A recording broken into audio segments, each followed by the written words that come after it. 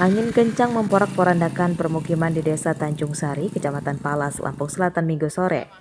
Belasan rumah rusak, satu di antaranya ambruk dan merobohkan banyak pohon besar hingga menutupi jalan.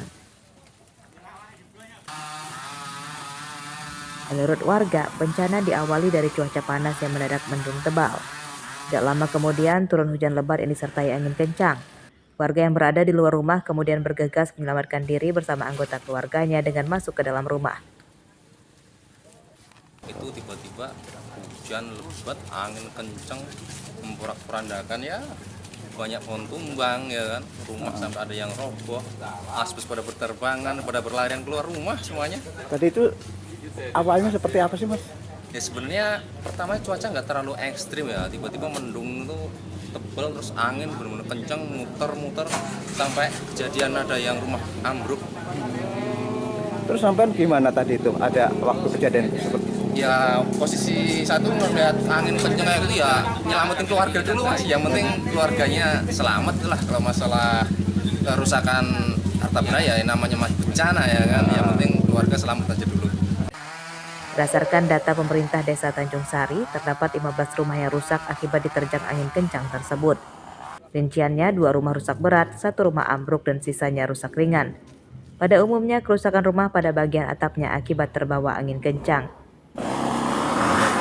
Untuk kerusakan sementara yang baru kita pantau baru 2 rumah rusak berat dan yang lainnya sih rusak ringan. ada berapa titik, Pak Kades? Di 5 dusun, 6 dusun itu semua terdampak. Berapa jumlahnya? Ya sekitar kurang lebih baru 15 yang kita deteksi. 15. Untuk penanganan sendiri bagaimana nih? Alhamdulillah kami tadi pemerintah daerah sudah memberikan bantuan berupa sembako kepada korban. Terus besok juga kami akan mengajukan ke dinas sosial. Insya Allah besok siang dinas sosial langsung turun. Kemudian kami diarahkan ke Perkim dan dari BPBD juga. Insya Allah nanti segera kami naikkan proposal. Bencana angin kencang tidak menimbulkan korban jiwa. Petugas BPBD, Damkar, tentara dan polisi kemudian bergotong royong membantu menyingkirkan puing dan pohon yang menutupi jalan supaya bisa kembali dilewati kendaraan. Aris Susanto melaporkan dari Lampung Selatan.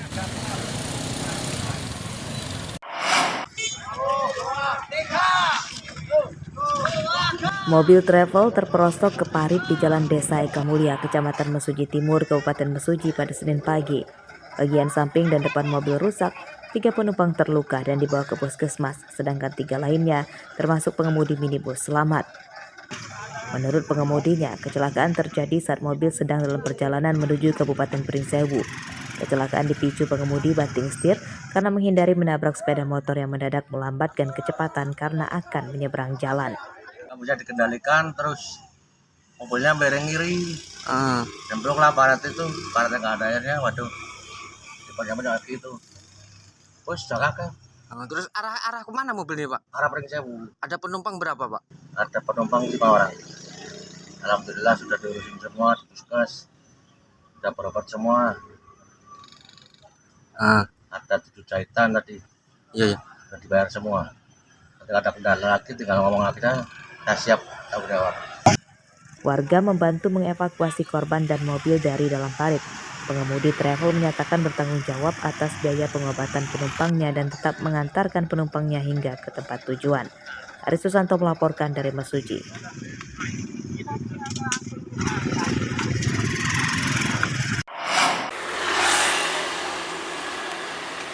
Pengusaha warung sembako di Kelurahan Waiurang, Kecamatan Kalianda, Lampung Selatan, Senin pagi jadi korban pencurian bermodus gendam atau hipnotis. Korban bernama Sukeni mengalami kerugian hingga ratusan juta rupiah. Pelaku berjumlah 3 orang dan modus mereka awalnya berpura-pura belanja beras dan air minum botol di warung korban. Pelaku kemudian mengajak korban masuk ke dalam mobilnya dan dibawa pergi. Saat dalam perjalanan tersebut, perhiasan korban senilai lebih dari 170 juta rupiah dilucuti pelaku. Selama bersama pelaku, korban menyatakan menuruti semua permintaan pelaku tanpa ada rasa ingin melawan atau menolak. Nah, balik lagi kira-kira setengah jam, mobilnya parkirnya depan toko roti Roman, ada satu beli beras 10 kilo, bentuknya setengah. Alasannya saya suruh ngambil uang ke mobil itu, karena dia nggak bawa uang, uangnya dibawa bosnya katanya. Nah, saya dikasih amplop, katanya ini uang untuk ibu 1 juta. mau saya buka itu nggak boleh. Jangan nanti lagi bukanya kalau udah sampai rumah katanya. Udah saya sampai Raden Intan itu saya curiga. Bang, saya udah turun sini aja kata saya. Mau dibawa kemana saya bilang. Pintunya nggak bisa dibuka. Nah udah sampai Capil itu, kantor camat itu. Buka dulu yang di tangan ibu itu baru bisa dibuka pintunya. Jangan takut, nggak saya ambil enggak katanya. Oleh pelaku, korban diturunkan di pinggir jalan depan lapangan Cipta Karya Kalianda. Warga menemukan korban dalam kondisi linglung. HP saya mana? Nah, saya nggak tahu, Bude. Keluarin, lah gelang saya mana? Kata dia kan. Nah, kata saya, ya Allah, kata saya, udah Bude ini dihipnotis, saya bilang gitu kan. Kayaknya kena ini deh Bude. Jadi dia bawa tisu tadi sama kawat itu ya Bude ya, sama emasnya emas palsu itu tadi. Jadi dalam mobil itu ibu lihat ada 3 orang laki-laki. 3 orang, Posisi 2 di depan, 1 belakang sama ibu. Sama Bude. Nah, tadi setelah kejadian kami terbitkan polisi dan tim gabungan dari Polres dan Polsek Kalianda langsung turun ke TKP, melakukan pengecekan TKP, mencari saksi-saksi. Siapa tahu ada saksi yang melihat langsung, mengetahui langsung ciri-ciri atau identitas dari para terduga pelaku. Kami tadi juga menyisiri, siapa tahu di seputaran TKP ini ada titik-titik yang terpasang CCTV, tujuannya untuk melihat record dari CCTV. Kejahatan gendam tersebut dilaporkan korban ke Mapolres Lampung Selatan. Kasus tersebut masih dalam penyelidikan polisi untuk mengidentifikasi para pelaku. Aris Susanto melaporkan dari Lampung Selatan.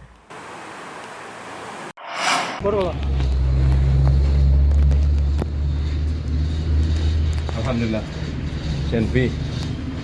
Nah, ini ada apa aja nih? Sopir truk bernama Rizky Nanda Saputra tidak berkutik saat tertangkap tangan membawa senjata api yang disembunyikan di dalam tasnya.